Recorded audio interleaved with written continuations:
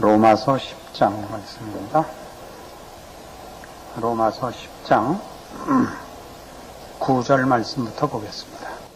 로마서 10장 9절. 내가 만일 내 입으로 예수를 주로 시인하며 또 하나님께서 그를 죽은 자 가운데서 살리신 것을 내 마음에 믿으면 구원을 얻으리니 사람의 마음으로 믿어 의에 이르고 입으로 시인하여 구원에 이르느니라.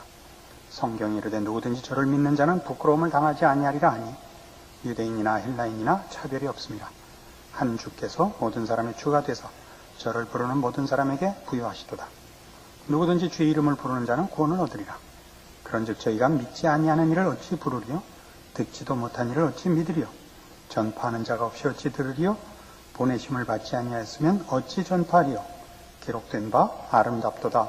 좋은 소식을 전하는 자들의 발이요 함과 같음이라. 우리는 지금 두 번에 걸쳐서 믿음이 어떻게 생기느냐 하는 것을 생각했습니다. 믿음은 들음에서 난다.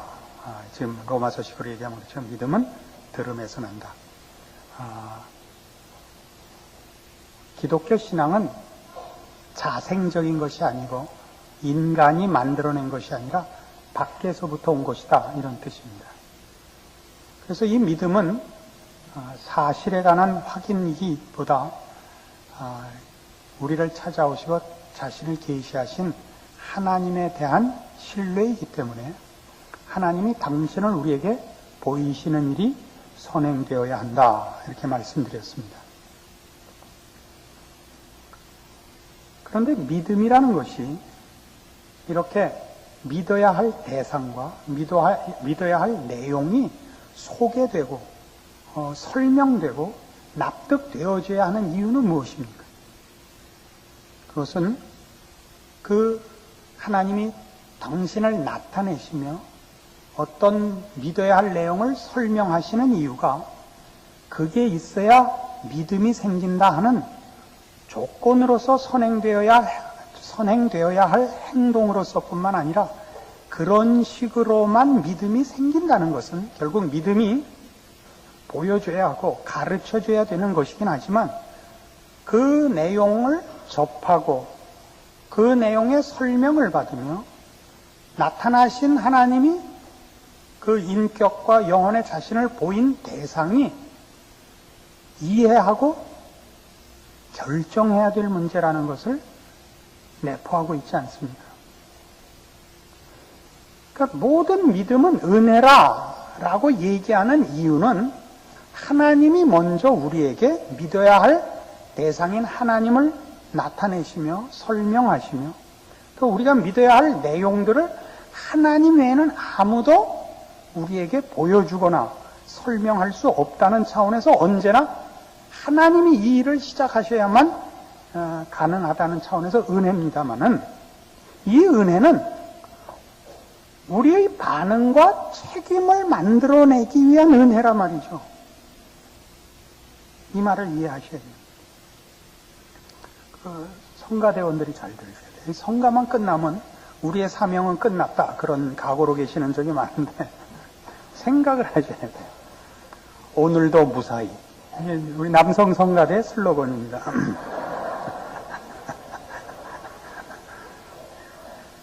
아까도 권사님이 기도할 때 다른 성가대는 그런 표현을 안 쓰는 표현을 남성 성가대만 쓰잖아요. 남성 성가대 정성어린 찬송을 받아줘요. 네, 이쪽으로는 안 되니까 정성에다 초점을 바꾸는 그거 알아들으셔야 돼요. 뭐 하다 일로 갔어요 도대체. 그러니까 은혜라는 믿음은 은혜라는 것은 우리 혼자서 하나님을 더듬어 알거나 기독교의 내용을 우리가 만들어낼 수 있는 것이 아니라 하나님이 당신을 우리에게 보여주시고 하나님이 어떤 분이며 우리에게 무슨 내용을 채우기를 원하시는가를 하나님만이 갖고 계시기 때문에 하나님이 찾아오시고 설명하시고 주시지 않으면 우리는 반응을 할 수가 없거든요.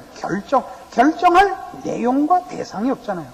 그래서 언제나 믿음은 은혜면서 동시에 그 은혜는 늘 우리에게 설명하고 설득하여 반응하라는 은혜지 책임 없다는 하나님이 시작하셨으니까 하나님이 끝장을 내십시오 라는 책임까지 떠넘기는 그런 은혜는 아니다 이겁니다. 이거 굉장히 중요한 겁니다. 한국 교회 역사상 이렇게 믿음을 설명한 사람이 없습니다. 제가 아는 한은. 믿음의 은혜와 책임의 경계선을 몰라가지고 그렇게 많은 이들이 혼동을 하는 이유가 여기 있습니다. 믿음은 끝까지 은혜면서 끝까지 책임인 것입니다. 더 자세히 나중에 또 뒤에 가서 이제 그 실천의 부분에서 설명을 드리겠습니다만, 이 지금 얘기하는 은혜면서 책임이다 하는 이런 것은, 이 부분은 믿음에서만 나타나는 것이 아니고 구원 자체의 성격도 그렇습니다.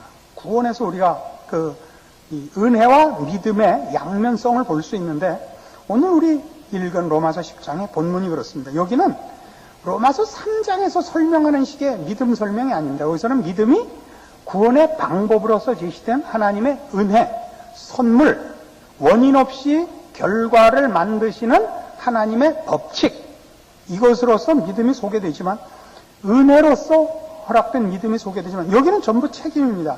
9절 다시 보세요. 네가 만일 네 입으로 예수를 주로 시인하며 또 하나님께서 그를 죽은 자 가운데서 살리신 것을 네 마음에 믿으면 구원을 얻으리입니다. 이런 부분이 바로 구원에서도 믿음이 책임을 설명할 때 등장하는 것과 믿음이 은혜를 설명할 때 등장하는 양면이 있다는 걸 놓치면, 어떤 사람은 구원을 전부 은혜로만 가서 본인의 책임을 놓치는 경우가 있습니다. 이 은혜로 치중한 쪽을 우리는 구원파라 그럽니다. 유명한 사람으로는 워치만리가 그렇습니다. 책임을 어느 만큼 강조해야 돼야 되는지를 모르는데, 이 책임을 강조한 쪽을 우리는 알미니안주의라 그럽니다. 책임을 강조하는 파입니다. 감리교가 이 파에 속합니다. 이단의 문제가 아니고 교파의 문제며, 어느 쪽에 강조점을 뒀느냐로 서로 교파를 달리하고 있습니다만, 믿음의 목표와 내용은 같습니다. 설명에 있어서 차이를 가지고 있는 것인데, 왜 그런 문제가 생겼느냐 하는 것도 구원에서의 은혜를 설명하는데도 믿음, 책임을 설명하는데도 믿음이라는 동일한 단어를 쓴 데서부터 이 혼동이 야기된 것으로 보입니다. 여기 로마서 10장에서 분명히 하나님께서 그를 죽은 자 가운데서 살리신 것을 내 마음에 믿으면 구원을 얻는답니다. 우리는 책임을 강조하는 이 믿음을 여러 곳에서 보는데, 대표적인 성경 구절이 사도행전 16장 31절입니다. 그렇죠? 외우시는 구절. 주 예수를 믿으라. 그리하면 너와 네 집이 구원을 얻으리라. 이때 믿음은 분명히 책임으로서의 믿음이며 조건으로서의 믿음으로 등장하고 있습니다. 로마서 3장에서부터 설명하는 믿음, 은혜와 하나님의 선물로서, 또는 예수 그리스도 안에서 우리를 구원해내시는 하나님의 능력으로서의 은혜의 믿음이 아니고 책임의 믿음입니다. 그럼 왜 이 둘이 이렇게 같은 믿음이라는 단어로 혼용되는가? 이유가 있습니다. 구원은 우리가 앞에서도 확인한 바와 같이 믿음을 설명할 때도 구원을 빼놓을 수 없었던 게, 믿음의 시작을 하나님이 하실 수밖에 없다는 것이 구원에 있어서 그렇다 그랬죠. 구원이 하나님께서 시작하실 수밖에 없는 것이 없고, 구원받지 않으면, 즉 하나님을 알고 하나님과 화목하지 않고서는 믿음이라는 걸 시작을 할 수 없는 것이었습니다. 기억나십니까? 믿음은 하나님에 대한 신뢰이기 때문에 하나님을 모르고는 이 믿음은 시작을 할 수가 없습니다. 하나님이 당신을 알리셔서 일어나는 첫 번째 결과가 뭐냐? 구원이죠. 하나님과의 화목이며 하나님을 아는 것이며 하나님을 믿고 사랑하게 되는 것입니다. 근데 이 구원에서 하나님께서 우리에게 하나님과 화목해 하시며 하나님과 원수되었던 것을 제거하시며 우리를 그의 자녀로 불러 하나님을 알게 하시는 이 행위야말로 기계적으로 조작하거나 조종하는 것이 아니라 우리의 영혼에 하나님께서 깊이 간섭하시사 우리의 죽은 영혼을 소생시키시며 하나님과의 관계를 정상화하여 하나님을 알게 하죠. 즉 구원은 우리의 영혼과 전 인격에 대한 것이란 말입니다. 그렇죠? 구원이란 우리라는 지정의를 가진 하나님의 형상을 따라 지은 한 인격에게 하나님을 알리시고 하나님과 화목케 하는 인격적 교류를 시작하시며 말하자면 가족을 만드는 행위 아닙니까? 구원이. 구원이라는 게 그렇습니다. 그래서 구원은 늘 어디에다 대고 말하자면 그 역사가 이루어지느냐 하면 영혼과 인격의 그 역사가 이루어지죠. 그래서 구원이 이루어진 자는 하나님과 화목하는 일과 하나님을 아는 일에 인격적인 반응이 언제나 제일 먼저 결과됩니다. 그가 회개하는 것은 구원 얻는 자에게 일어나는 회개는 하나님께 얼마나 자기가 못할 짓을 했는가 하는 인격적 그 참회입니다. 하나님을 잊고 산 것, 하나님을 외면하고 산 것, 하나님 없이 산 것에 대한 참회거든요. 무슨 인격적이지 거기서는 윤리적이고 도덕적이지 않습니다. 하나님과의 관계 속에서 자신의 위치를 보는 것입니다. 인격적 위치를 말이죠. 그래서 구원이 믿음의 반응과 책임을 요구하는 것은 하나님의 은혜로 말미암는 믿음으로 결과되는 구원의 맨 첫 번째 정상화된 그 내용과 구원으로 말미암아 만들어진 첫 번째 결실 혹은 그 변화된 모습이 어디에서 나타나느냐 할 때 인격에서 나타난단 말입니다. 구원은 인격에 대한 사역이요, 변화요, 기적이요, 돌이킴이거든요. 그래서 모든 구원은 하나님의 은혜로 받은 것이 120% 확실합니다만 그 반응은 늘 인격적인 이 결단. 내가 주를 믿습니다. 주를 영접합니다. 내가 다시는 죄에게 나를 팔아먹지 않겠습니다라는 인격적인 결합을 그 첫 번째 반응과 결단으로 내어놓게 만든단 말입니다. 별로 감동이 없으신데 그래서 이 하나님의 은혜로 구원을 얻는다 하는 것은 우리가 구원이 뭐냐 그러면 은혜다, 선물이다, 하나님의 사랑이다.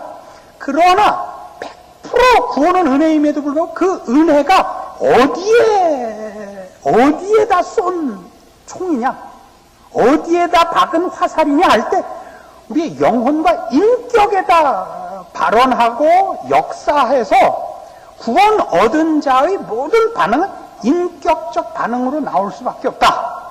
이것을 놓치면 은혜와 책임의 관계를 구원 자체에서도 놓치게 됩니다. 앞에서 믿음을 설명할 때 잠시 설명드린 바와 같이 이것은 구원에서도 동일한 그 핵심이고 믿음에 있어도 동일한 핵심입니다. 모든 구원은 말이죠. 누구에게나 예수 믿는 사람 누구에게나 이루어진 그 구원은 은혜의 결과입니다.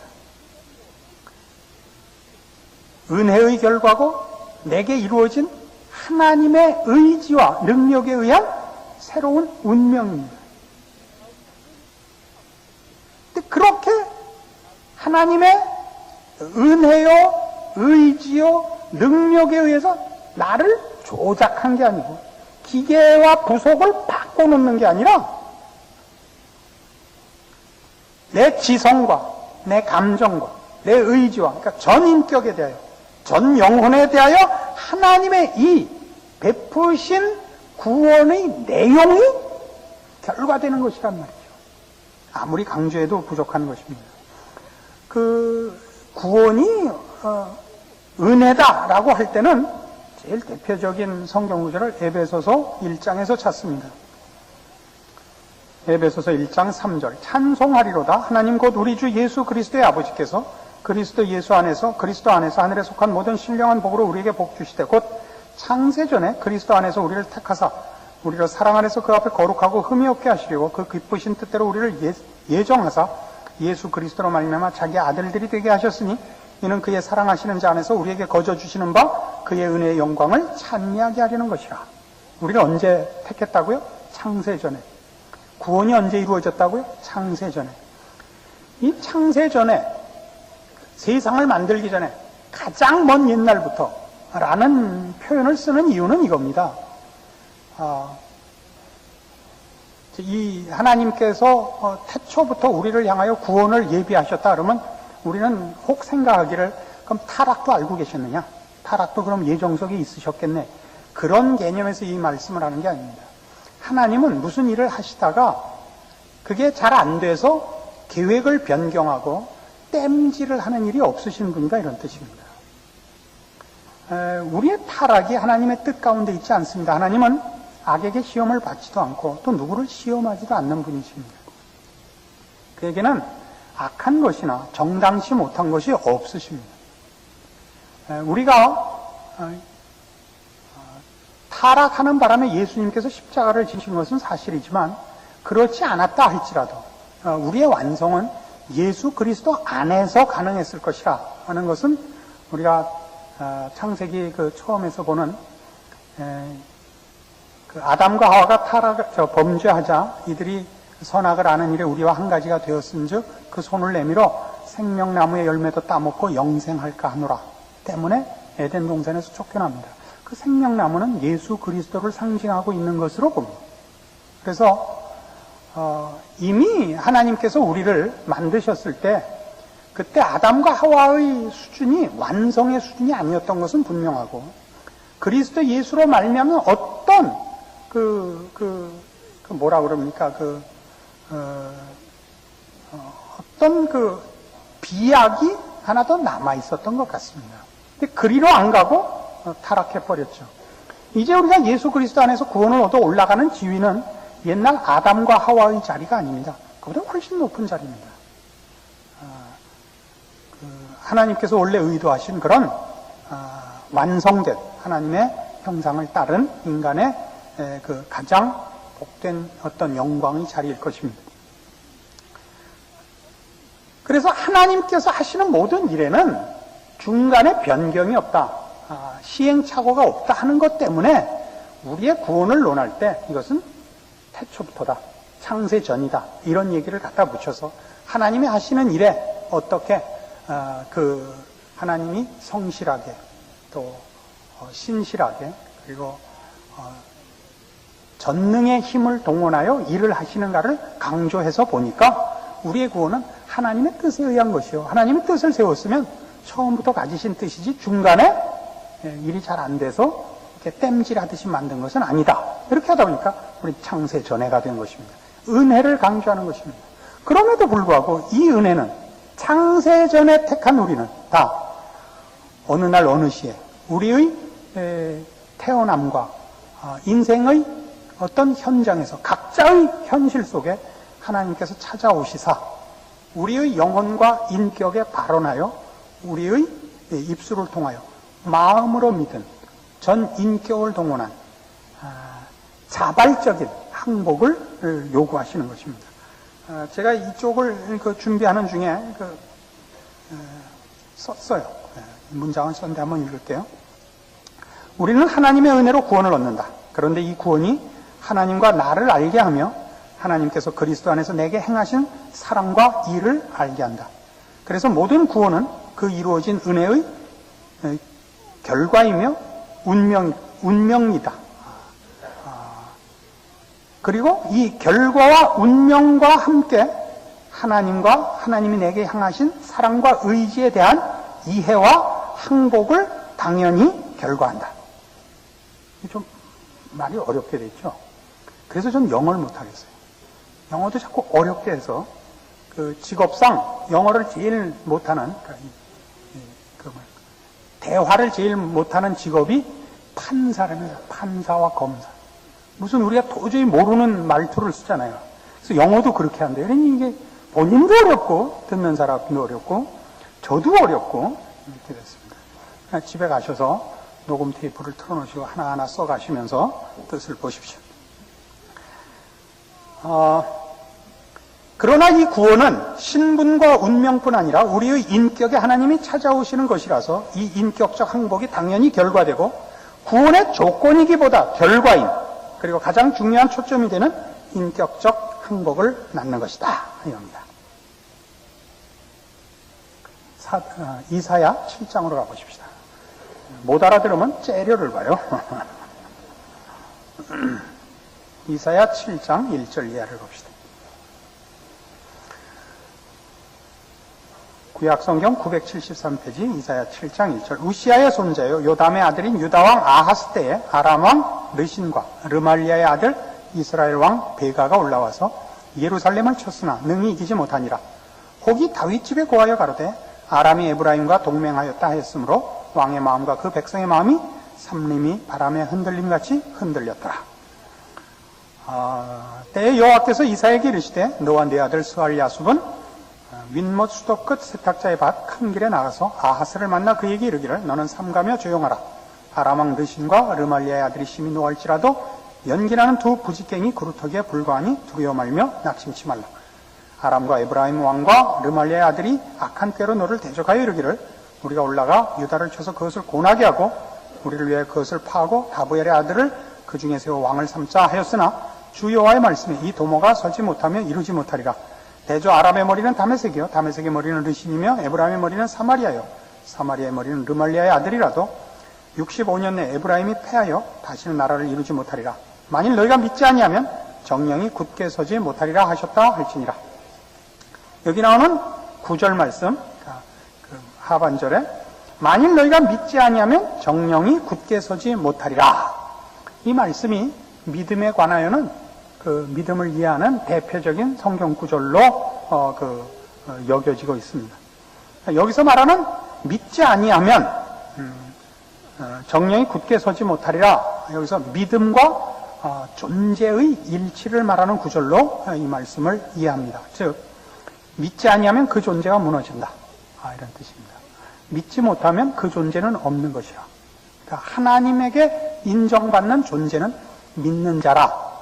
이런 거죠. 그래서 그 중세 후기에 안셈이라는 그 신학자는 이 구절을 너희가 믿지 아니하면 이해할 수 없을 것이다 라고 이 구절을 해석하고 이 구절을 근거로 해서 나는 이해하기 위하여 믿는다는 슬로건을 제창합니다. 그래서 신앙의 동의는 적절한 이해를 근거해야 한다. 그래서 이해를 추구하는 신앙의 주제를 만듭니다. 그러니까 모든 신앙은 알지 못하고는 생겨날 수 없다 이거죠. 알아야 한다.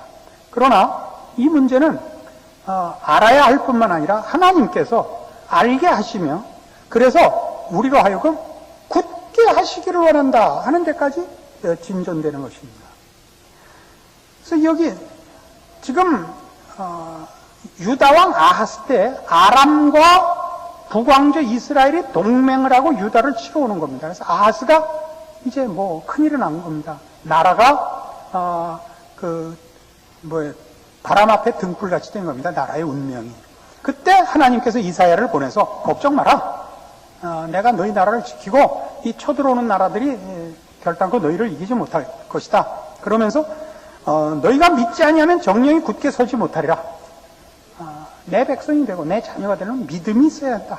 라는 이제 말씀을 하시면서 그래서 뭐라냐면 10절이야. 여호와께서 또 아하스에게 일러 가라사대 너는 네 하나님 여호와께 한 징조를 구하되 깊은 데서든지 높은 데서든지 구하라. 그러니까 징조를 구하라 그럽니다. 그러니까 징조를 구해서 믿으라 이겁니다. 네가 믿을 만한 어떤 조건을 제시해봐라 이겁니다. 근데 아하스가 이 말을 듣지 않고 징조를 구하지 않습니다. 그는 하나님에 대하여 믿음과 신뢰가 없습니다. 그래서 뭐 뒤에 보시면 욕을 직사하게 먹습니다만은 그래서 여기 하나님께서 너희가 믿지 아니하면 정령이 굳게 서지 못하리라 할 때 믿음을 아무 믿을 만한 근거를 제시하시지 않고 무슨 내용을 설명하지 않고 그냥 믿으라고 하는 것이 아니라 믿도록 제시하신단 말이죠. 그래서 뭘 하기 위해서? 믿는 자의 그 굳음, 믿는 자의 그 든든함을 목표로 하고 있다고요.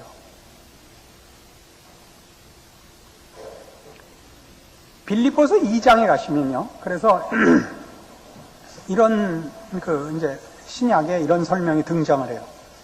은혜로 얻은 구원이 책임을 구하는 책임의 믿음을 구하는 것으로 언제나 연결되는 것을 봅니다. 빌립보서 2장 12절.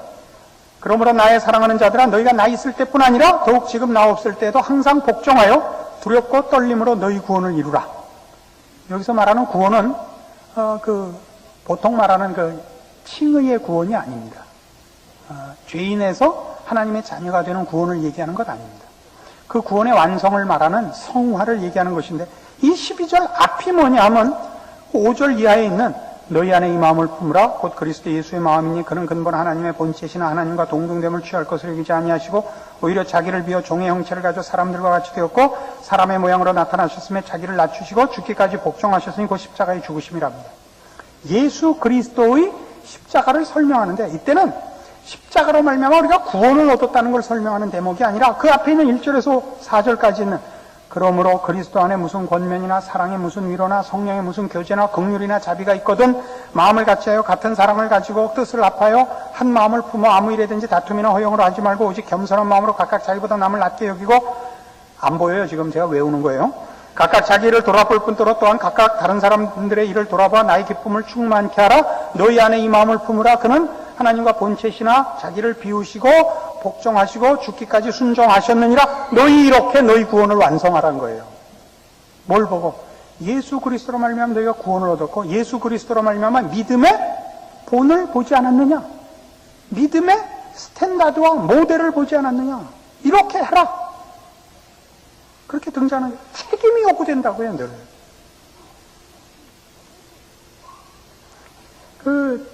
서두에 이 믿음의 본질하면서 초반에 아마 이 설명을 했을 것입니다만은, 예수를 믿고 나서 사람들이 좋은 신앙을 갖기 위해서 구하는 것 중에 이런 거 있습니다. 기계적으로 다뤄달라는 기도를 꼭 한다 그랬죠. 술친구가 찾아오면 그놈이 벙어리가 되게 해주십시오. 술친구가 와서 나를 붙잡고 갈라 그러면 발이 안 떨어지게 해주십시오. 이런 기도 한 번씩 해요, 다. 근데 그 기도가 끝나기가 무섭게 술친구가 12명이나 찾아오고 다 차갖고 와요. 이상하게 그걸 안 막아주시죠. 조종하시지 않는다고요, 하나님 절대. 내가 결정을 하기까지 요구하시지, 이런 외적 조건으로 내가 조종당해서 믿음이 지켜지는 것을 하나님이 그걸 목적하고 계시지 않기 때문에 그렇습니다. 그래서 당황하죠, 늘. 그렇지 않습니까? 이런 하나님이 우리에게 주신, 이제 무엇이 하나님의 뜻이며 무엇이 하나님이 싫어하는 것인가를 아는 차원에서 그걸 지키는 자리까지 우리에게 책임을 지라 그런다고요. 이 책임지는 싸움입니다. 이 부분을 기도해서 넘어가려고 그러면 안 됩니다. 기도하셔야 됩니다. 그러나 그 기도는 언제나 이 책임을 지키기 위한 하나의 방법이요 노력으로 등장하는 것이지, 기도한 것으로 책임과 결과를 떠넘기셔서는 안 됩니다. 에베소서 1장에 가시면요, 17절 이하에 이런 말씀이 나오죠. 우리 주 예수 그리스도의 하나님 영광의 아버지께서 지혜와 계시의 정신을 너희에게 주사 하나님을 알게 하시고 너희 마음 눈을 밝히사 그의 부르심의 소망이 무엇이며 성도 안에서 그 기업의 영광의 풍성이 무엇이며 그의 힘의 강력으로 역사하심을 따라 믿는 우리에게 베푸신 능력의 지극히 크심이 어떤 것을 너희로 알게 하시기를 구하노라. 그 능력이 그리스도 안에서 역사하사 죽은 자들 가운데서 다시 살리시고 하늘에서 자기 오른편에 앉히사 모든 정사와 권세와 능력과 주관하는 자와 이 세상뿐 아니라 오는 세상에 일컫는 모든 이름 위에 뛰어나게 하시고 또 만물을 그 발 아래 복종하게 하시고 그를 만물 위에 교회의 머리로 주셨느니라 그래요. 예수 그리스도는 십자가를 지셨고 교회의 머리가 되셨다 그래요. 우리는 십자가를 얘기할 때는 구원의 은혜성, 믿음의 은혜성을 십자가에서 봅니다. 교회에서 뭐를 보느냐 하면 십자가를 지신 예수님이 교회에도 머리가 되셔서 여기서는 책임지는 믿음, 책임지는 구원을 요구하고 있다는 걸 알게 됩니다. 같은 에베소서 4장 13절에 이렇게 설명이 됩니다. 이 부분이 우리가 다 하나님의 아들을 믿는 것과 아는 일에 하나가 되어 온전한 사람을 이루어 그리스도의 장성한 분량이 충만한 데까지 이르리니 이는 우리가 이제부터 어린아이가 되지 아니하여 사람의 괴술과 간사한 유혹에 빠져 모든 교훈의 풍조에 밀려 요동치 않게 하려 함이라. 오직 사랑 안에서 참된 것을 하여 범사에 그에게까지 자랄지라. 그는 머리니 곧 그리스도라. 그에게서 온몸이 각 마디를 통하여 도움을 입음으로 연락하고 상합하여 각 지체의 분량대로 역사하여 그 몸을 자라게 하며 사랑 안에서 스스로 세우느니라. 이제 예수님은 우리 죄를 지고 십자가에 달려 죽으신 데서부터 교회의 머리가 되사 끊임없이 우리에게 주의 말씀과 주의 뜻을 가르치십니다. 그래서 어떻게 하라고요? 요동치 않는 믿음의 자리까지 가게 하십니다. 여긴 머리가 우리에게 가르친다는 사실에서는 은혜고 그걸 내가 해야 된다는 사실에서는 책임입니다. 그걸 어떻게 하라고요?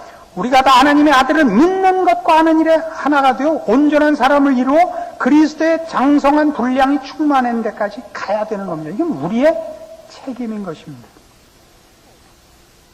그러니까 믿음을 논할 때 우리가 이제 나중에 실천적인 차원에서 더 깊이 다루겠습니다만 믿음에서는 아는 것과 함께 연습하는 것이 굉장히 중요한 부분이 됩니다. 그런데 이상하게도 이 종교라든가 신앙, 기독교인들에게 기독교 신앙 이런 걸 하면 노력하고 연습해서 하는 것은 그건 종교적인 것이 아니라고 생각하고 종교적인 것은 이렇게 어떻게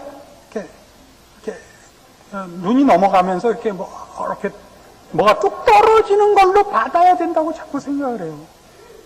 아시겠어요?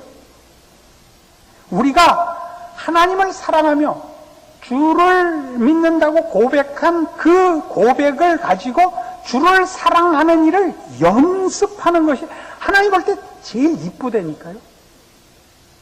그 연습하며 노력하며 애쓰는 것, 그것이 하나님이 받는 제사입니다.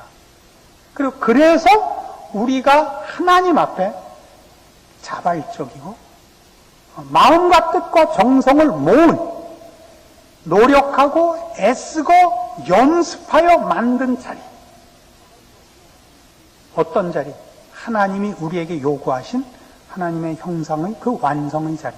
그리스도 예수 안에서 우리에게 의도하신 그 아름다운 하나님의 자녀의 자리를 가는 것이 우리의 책임이며 하나님이 우리에게 목적하시는 것이며 하나님이 가장 기뻐하시는 것입니다. 이건 은혜로 받지 않습니다. 물론 늘 은혜가 있죠. 우리가 우리의 신앙에서 은혜를 구하는 것은 내 의지가 이제 나약하고 이해가 부족할 때, 또 세상의 유혹이 너무 심할 때 하나님께서 더 확실하게, 더 크게 간섭하사 나로 하여금 더 분명하게 주를 붙잡게 해달라고 은혜를 구할 수 있습니다. 더 확실하게, 더 큰 감동으로 찾아와 주시면 내가 더 확실한 반응을 보일 가능성이 있죠. 그렇지만 어쨌든 내가 붙잡아야 되고, 내가 결정하고, 내가 노력하고, 내가 연습해서 그 자리에 가야 되는 책임의 자리입니다. 책임의 자리입니다. 두렵고 떨림으로 너희 구원을 이루랍니다. 이 믿음의 책임과 이 믿음의 은혜성을 여러분 분명히 아셔서 늘 은혜를 구하되 그 은혜가 납득하고 확인하고 항복하고 결정해서 그렇게 실천하려는 의도에서 그 은혜를 구해야 되는 것입니다. 한번 이렇게 기뻐하고 감전하고 돌아와서 그만두면 안 됩니다. 공부 잘해야지 그래서 머리 깎고 혈서 쓰고 자버리면 안 됩니다. 그죠? 공부를 해야죠, 공부를. 이제부터 공부 열심히 할 거야. 그냥 손가락만 다 문둥이가 되고 다 깨물어서.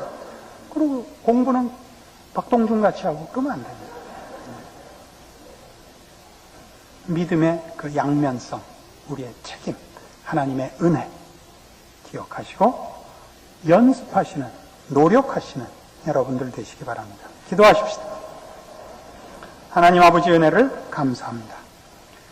하나님께서 우리를 만나주시며 우리에게 우리를 알게 하시며 하나님의 거룩하심과 영광을 나타내실 때 우리의 마음에 감동과 항복과 사랑이 시작되었습니다.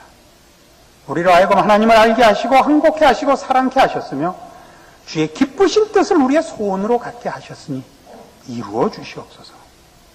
우리의 나약함과 미련함과 게으름을 넘어서서 찾아오신 하나님, 기필코 우리로 하여금 아무리 넘어져도 다시 일어나 우리의 마음과 뜻과 정성을 모아서 우리 하나님을 사랑하는 일과 하나님이 우리에게 요구하시는 그리스도의 장성한 분량이 충만한 데까지 이르는 일을 마침내 이루게 하여 주시옵소서. 예수님 이름으로 기도합니다. 아멘.